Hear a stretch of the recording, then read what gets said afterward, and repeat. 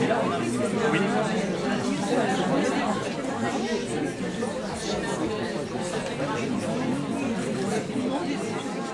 Lebotte, bonsoir. Bienvenue à la librairie Dialogue, où vous venez de nous présenter votre nouvel ouvrage, La Grande Révolte indienne, publié aux éditions Robert Laffont. Alors pouvez-vous nous dire en quelques mots sur quelle problématique est-il basé cet ouvrage ? C'est un livre qui est un peu le résumé, la synthèse d'études, d'expériences et de travaux précédents, un peu la synthèse de 40 ans de travail en Amérique latine, spécialement en Amérique latine, pas seulement, mais il s'agit d'un essai sur les mouvements indiens dans cette période. L'Amérique latine a été caractérisée dans les dernières décennies par une émergence, une nouvelle émergence, une renaissance des Indiens que l'on disait en voie d'extinction il y a un demi-siècle et qui aujourd'hui occupe une place importante, sinon parfois dans certains pays prépondérante même. Et donc j'ai voulu rendre compte de ce phénomène très particulier et qui fait que les Indiens latino-américains sont des gens qui sont tout à fait de notre temps, pas du tout installés dans une tradition anachronique, sinon que leur manière de s'insérer dans le monde global est extrêmement significative et on peut en tirer des leçons pour nous. Alors justement, comment sont-elles perçues ces communautés indiennes dans les gouvernements latino-américains actuels ? Oui, alors ça c'est une question, il y a autant de réponses que de gouvernements, je dirais, ou d'États, ou presque. En tout cas, il y a des gouvernements qui leur sont favorables. Il y a même un Indien qui est parvenu à la tête de l'un des pays. Tout le monde a entendu parler d'Evo Morales et de la Bolivie. Evo Morales est le premier président de la République, d'une république latino-américaine qui soit indien.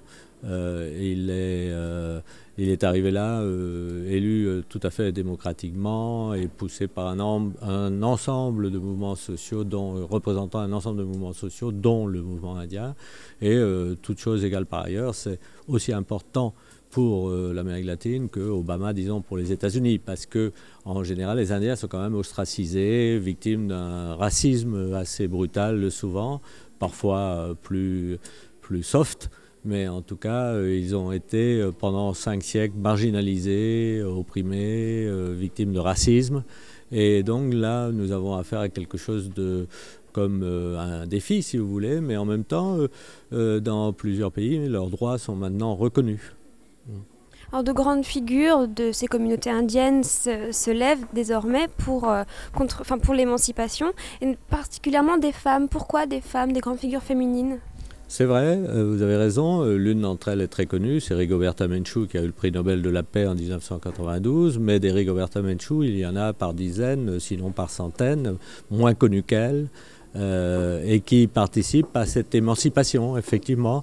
Pourquoi ? C'est une bonne question. Je pense parce qu'elles étaient les plus opprimées, les plus marginalisées, y compris dans leur propre communauté. Dans les communautés indiennes ne sont pas exemptes de machisme. Et elles ont eu à se battre donc dans ces communautés pour leur propre libération, pour s'affirmer, pour prendre en sort leurs propres mains. Et par voie de conséquence, elles se sont retrouvées très souvent à la tête de ou en tout cas très actives dans ces mouvements. Ce ne sont pas des mouvements féministes au sens, disons, de nos sociétés, sans doute, mais les femmes y jouent, ce sont des mouvements où les femmes jouent très souvent un rôle crucial, un rôle capital. Et de ce fait, si vous voulez, elles articulent assez bien leur propre libération en tant que femme, et une dynamique de libération en tant que femme et une dynamique de libération en tant qu'indienne. Alors, il y a également question des migrations transnationales à l'heure de la globalisation. Pensez-vous que ce soit une marque du début, du déclin des mouvements sociaux indiens ? Oui, effectivement, dans les dernières décennies, les pays latino-américains sont devenus des pays d'importante émigration vers les États-Unis, mais aussi vers l'Europe.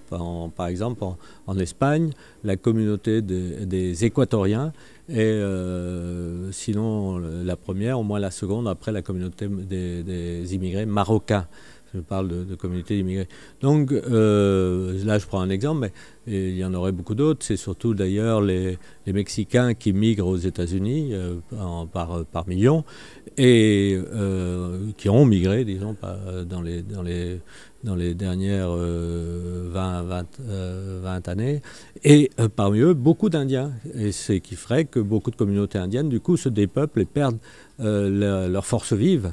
Mais il y a aussi des phénomènes de retour, c'est assez compliqué parce qu'il y a des phénomènes et en même temps il y a les transferts de fonds qui font vivre les gens restés sur place et il y a des dynamiques comme ça transnationales qui se mettent en place et que j'étudie également dans ce livre et il y a l'avenir de ce mouvement est incertain, ça c'est sûr, mais pour le moment, on ne peut pas non plus parler de déclin parce que dans certains pays, il y a au contraire une relance voilà, qui se fait jour encore aujourd'hui.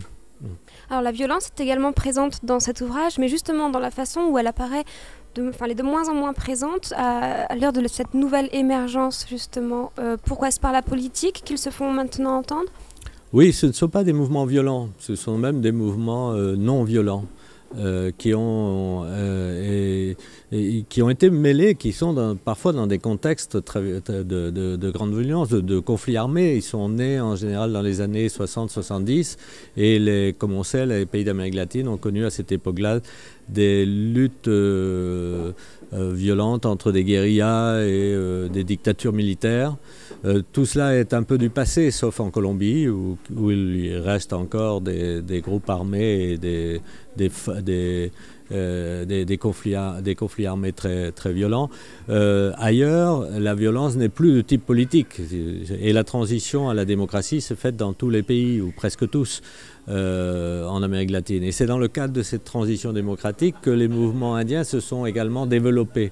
Et même certains d'entre eux, par exemple, tout le monde a entendu parler des zapatistes au Chiapas, se sont soulevés les armes à la main, mais après avoir combattu 12 jours, ils n'ont plus, depuis maintenant 15 ans, depuis 1994, ils n'ont plus fait usage de ces armes. Ces armes sont symboliques. Et les autres mouvements dont je parle, la grande majorité sont des mouvements non violents que je compare plus au mouvement pour les droits civiques aux États-Unis, Martin Luther King, ou à Gandhi, ou à d'autres mouvements non violents qui ne prêchent pas nécessairement la non-violence en soi, mais qui, de fait, cherchent des voies pacifiques de résolution des problèmes. Merci beaucoup, Yvon Lebotte.